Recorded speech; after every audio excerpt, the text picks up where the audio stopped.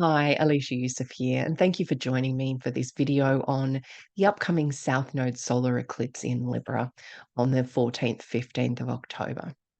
I will be offering you 5 points and tips to think about during this period. First, for just a bit of an overview. So, this is the first of the South Node eclipses that are going to be happening in this series. And we haven't had a South Node eclipse in Libra since November, or actually October 2005. So it's been 18 years. And this is really pushing a plunger onto where we're trying to release, where we're trying to let go in the Libran area of our lives. So have a look at the house that Libra lies in if you know or understand your chart. Some of the general themes are that there's a feeling of relationship energy draining away, or it's harder to be able to build bridges with other people. Finding balance and harmony may be put on the back burner or neglected in favor of going after what you want and being hyper focused on your own goals. So, in general, the relationship building in all of our worlds has already undergone some challenges as Venus was retrograde through that July, August period into September. And look, we were feeling it in June as well with the shadow period of this. Now we get some extra drama or extra dynamism as the eclipses now kick in this area.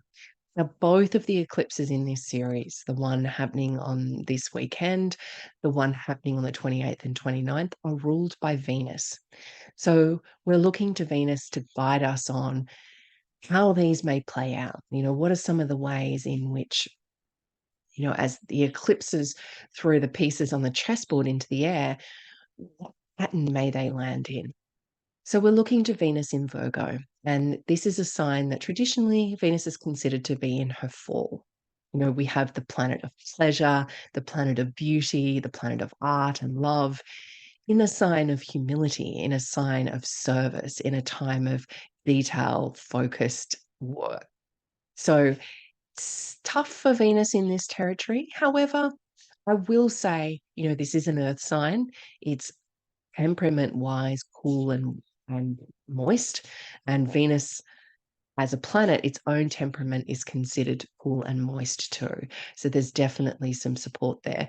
Venus also has some dignity, what we call essential dignity here, with triplicity rulership, and it's a certain period of time will be traveling through its own terms too. So there is definitely some strength. It's not all about being completely overpowered, but when a planet is in its fall, what we often say is it's held down, but it's ready to come back up again. It's like it's gotten to the furthest point that it could go. And now it's like, okay, we're just waiting for Venus to try to make her way out of that area. So it's almost like there's been an extension on the Venus retrograde period. And these eclipses are going to highlight those areas where you and your connections to people in your world may feel like, oh, I've got to extend that extra bit more, or I'm really noticing those points of weakness in my relationship.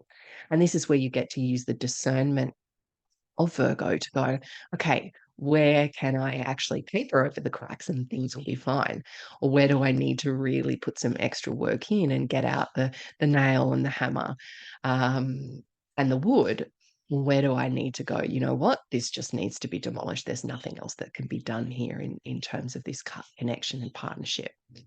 Because an astrologer I studied under a few years back, Deborah Holding, she talks about Venus as the connective tissue or the collagen that keeps things plump, that keeps things connected and together.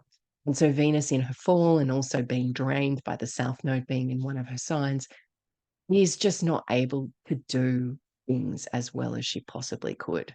So really, this is the first point that I wanted to emphasize for everyone is you may need to work harder to do Venus. And it doesn't mean you can't do it. It's just that the normal support, the normal uplift that we get from this planet, who is the queen of our Earth, really, in terms of size and orbit, Venus is one of the closest to us. So there is a sense with her of like, okay, she helps us with so much in our world, in our life. Think about the moisture she brings, the connection she brings, the love she brings to us. And this is an opportunity to go, you know what, we're going to do it for her now because she's not in the best state to be able to do it. So finding ways to deliberately create balance and harmony. If this means waking up in the morning and meditating or going for a walk or spending some time out in nature just so you can be balancing yourself ready for the day. Also, just in your relationships, giving people a little bit of leeway, understanding that just as much as you're affected, they're affected too. So everyone's kind of grasping towards, okay, what is the way in which our relationships, in our relationship space, we can give each other a little bit of understanding and compassion too. I think as well, the next point that I wanted to make with this is the sense that something out there wants us separate. And this is where we can see in the glyph of Libra, which is being drained, there's a either side of scales. And we have to be really careful not to become too embedded in one end or another. I don't know if you ever, as a child, ran up and down on a seesaw when there was no one else to play with. Playing, okay, how far will I get before it tips that way? Where is the exact balance point here? And I think this is the calling under this eclipse period is we may be neglecting our balance point. We may be neglecting that fulcrum in things. And if we do, we're giving up our power to something else. Because right now, whether it's the referendum here in Australia and you're voting yes or no, whether it is the conflict in Palestine and Israel or the Ukraine and Russia, something's asking us to pick sides. Personally, the side I'm picking is the side of humanity.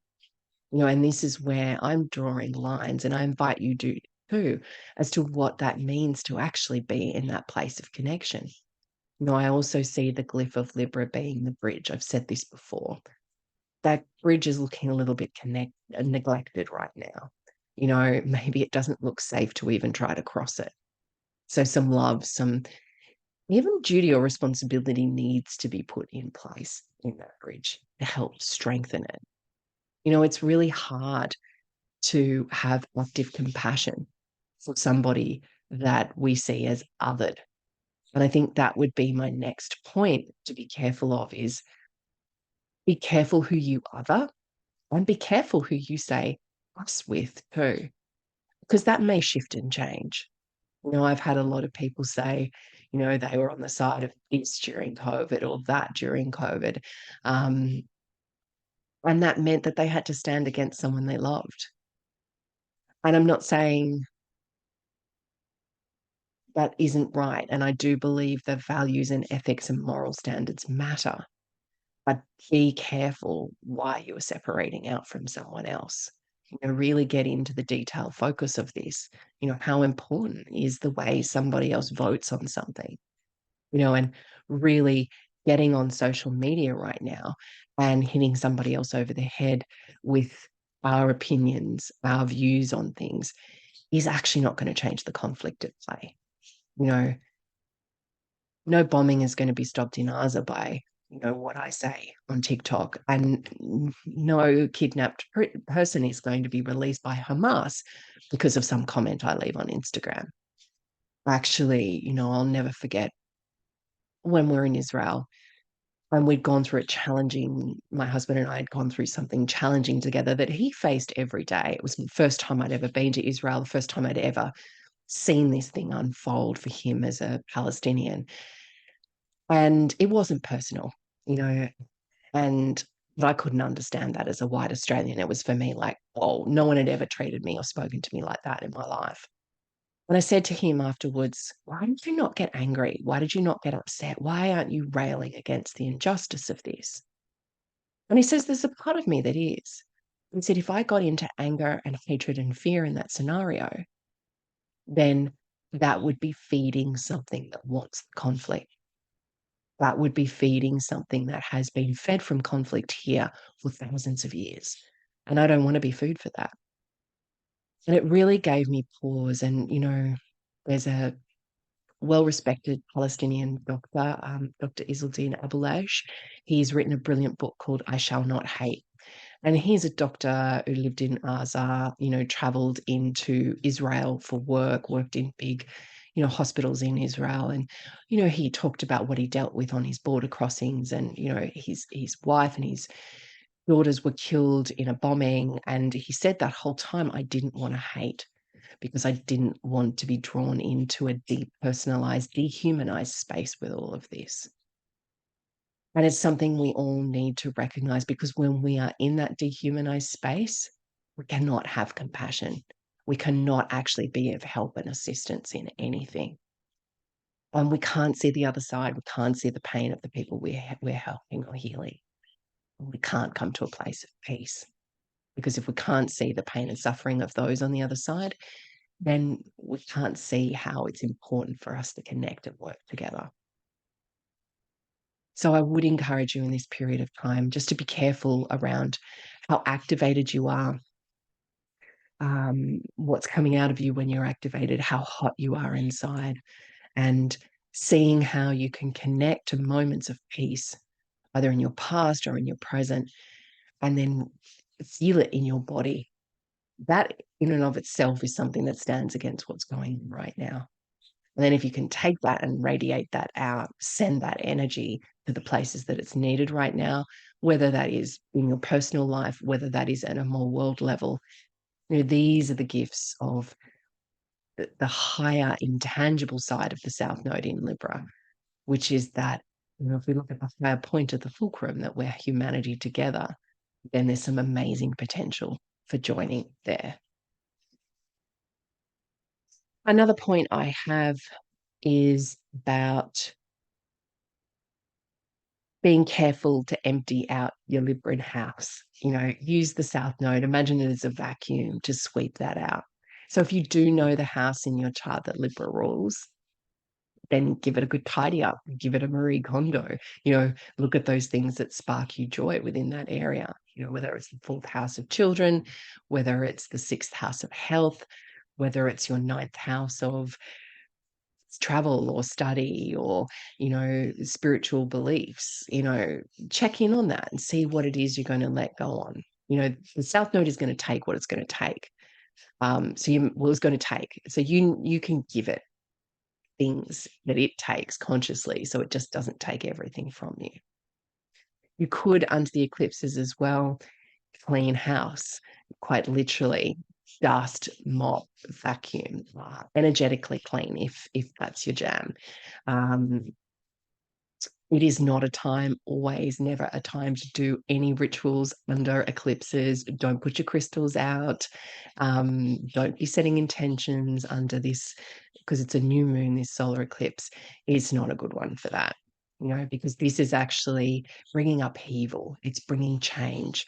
So you have to be careful about the intentions that you set, because they can go haywire under this energy. And the final point that I wanted to say is rest, and be careful of the food that you're taking in, either physically or energetically too. You might choose to fast under this, just to have water or fruit or even a broth fast just for a few days either side of the eclipse. Maybe, you're just going to lie low and not do much. This is a brilliant time for meditation and contemplation, being with the more intangible things. This is where one of the benefits of the South Node, what it invites us into, is the world beyond what we can see, feel, hear, and taste. It's into that world of what we believe, what we feel, what we sense, the more ethereal world and the higher world. So I really wish you calm, connected, peaceful time under this eclipse. Do your most to find those small points of peace where you can. And I'll see you on the other side for the lunar eclipse in Taurus at 5 degrees that is happening on the 28th, 29th of October. Thank you.